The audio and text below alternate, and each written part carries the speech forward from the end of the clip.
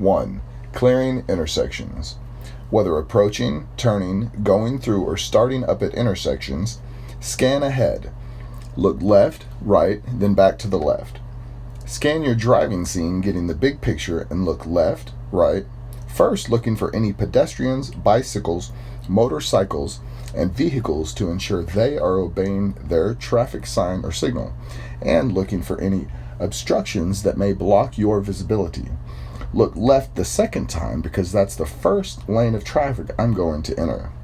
Prior to entering the intersection, I check my traffic side mirror looking for traffic in the lane next to my vehicle that may turn in front of me. As I proceed through the intersection, I check my opposite traffic side mirror to ensure I cleared the intersection of any hazards. Why?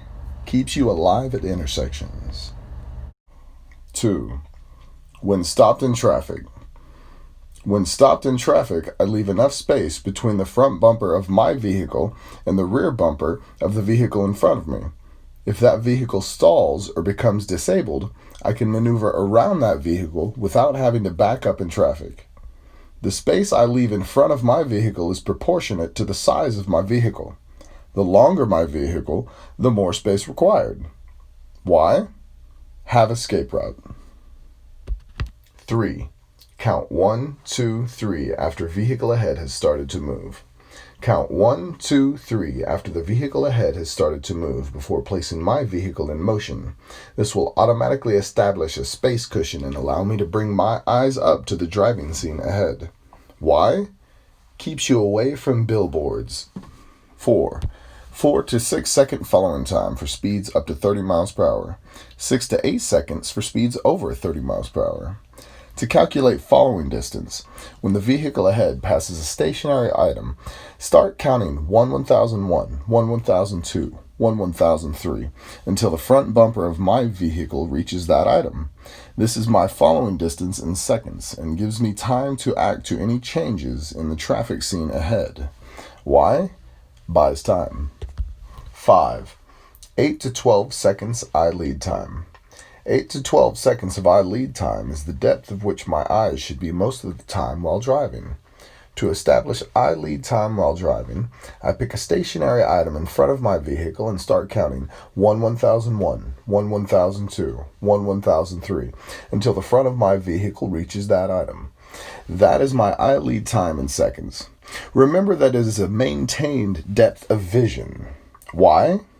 Centers car and traffic lane. 6. Scan steering wheels. Always scan steering wheels of parked cars to see if the vehicle is occupied. An occupied vehicle presents two hazards. The person may either exit the vehicle or pull away from the curb. Other ways to see if the vehicle is occupied is steering wheels turned out, tail or brake lights on, and exhaust coming from the tailpipe. If you can't determine if the vehicle is occupied, treat it as an occupied vehicle. A small tap or loud blast if necessary, close enough to be heard, yet far enough away to take evasive action. Why? Take path of least resistance. 7. Stale green lights. A stale green light is a light that I did not see change, and I'm not sure when it may turn to yellow or red. A point of decision must be established between the front bumper of my vehicle and the stop line. If the light would change before reaching my decision point, I will be able to bring the vehicle to a safe stop behind the stop line. If I reach my decision point and the light would change, I will continue through the intersection without hesitation or acceleration. Things that affect my point of decision are road, load, weather, and speed. Why? Smooth stops and turns. 8. Eye contact. Always establish eye-to-eye contact with pedestrians, bicycles, motorcycles, and vehicles to eliminate uncertainty. We use 3 tools to establish eye-to-eye contact: our horn, lights, and signals. Our horn is the primary tool. Usually a tap of the horn, sometimes a loud blast is necessary. Once I establish eye-to-eye contact, I can expect the other person to act in a reasonable and predictable manner. Why? Establishes eye-to-eye contact. 9. Pulling from curb. When pulling from curb, I always indicate my intentions by turning on my traffic side turn signal. I check traffic by looking at my traffic side flat and convex mirrors. I look over my traffic side shoulder to check my blind spot between the fuel tank and drive axle in the lane I'm about to occupy. When the lane is clear, I can proceed with pulling from curb.